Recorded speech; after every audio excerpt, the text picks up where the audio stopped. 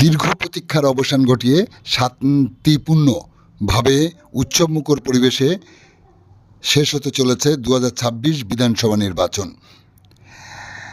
এখন শুনুন বিস্তারিত।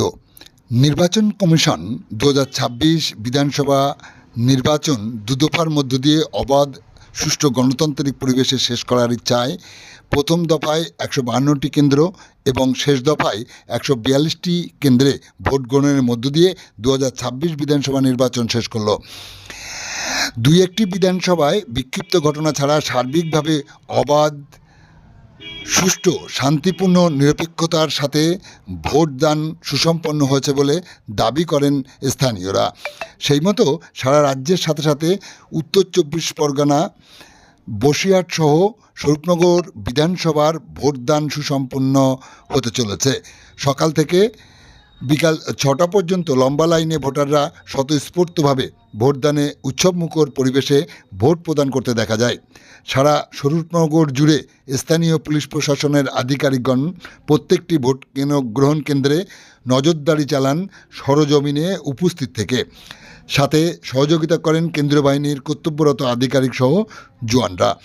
এমনই চিত্র দেখা গেল স্বরূপনগর ব্লকের গোবিন্দপুর, স্বরূপনগর বাংলাদেশ সহ একাধিক বুথের ভোট গ্রহণ কেন্দ্রে। 2026 সালে 8 জন প্রতিযোগী এবার স্বরূপনগর বিধানসভা কেন্দ্রের নির্বাচনে প্রতিদ্বন্দ্বিতা করেন। তার মধ্যে ত্রিমুখী নির্বাচন সংগঠিত হয়েছে বলে স্থানীয় সূত্রে জানা যায়। শাসক দল অর্থাৎ তৃণমূল কংগ্রেসের মনোনীত প্রার্থী হিসাবে চতুর্থবারের জন্য মনোনীত হয়েছিলেন বীণা মণ্ডল। অন্যদিকে বাম ঐক্য জোটের প্রার্থী বিশ্বজিৎ মণ্ডল, সাথে সাথে ভারতীয় জনতা পার্টির প্রার্থী হিসেবে নির্বাচনে অংশগ্রহণ করেন অবসরপ্রাপ্ত সেনাকর্মী তারক সাহা।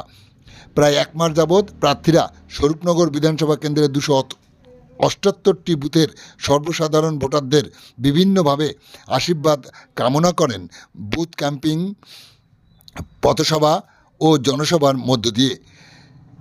নির্বাচন কমিশন একটি শান্তিপূর্ণ পরিবেশের মধ্য দিয়ে অবাধ, সুষ্ঠু, নিরপেক্ষতার সাথে ভোট প্রক্রিয়া শেষ করে একটা পূর্ণ গণতান্ত্রিক নির্বাচন রাজ্যবাসীকে উপহার দিতে চেয়েছেন। ভোট দান কর্মসূচি শেষ হলো, সামনে ফলাফল ঘোষণা হবে ভোট গণনার মধ্য দিয়ে আগামী 4 মে। আপনার মনোবাসনা পূর্ণ করতে এখন শুধু অপেক্ষার পালা। আগামী 4 তারিখ তার ফলাফল দেখার দিন। অপেক্ষা করুন, সাথে থাকুন।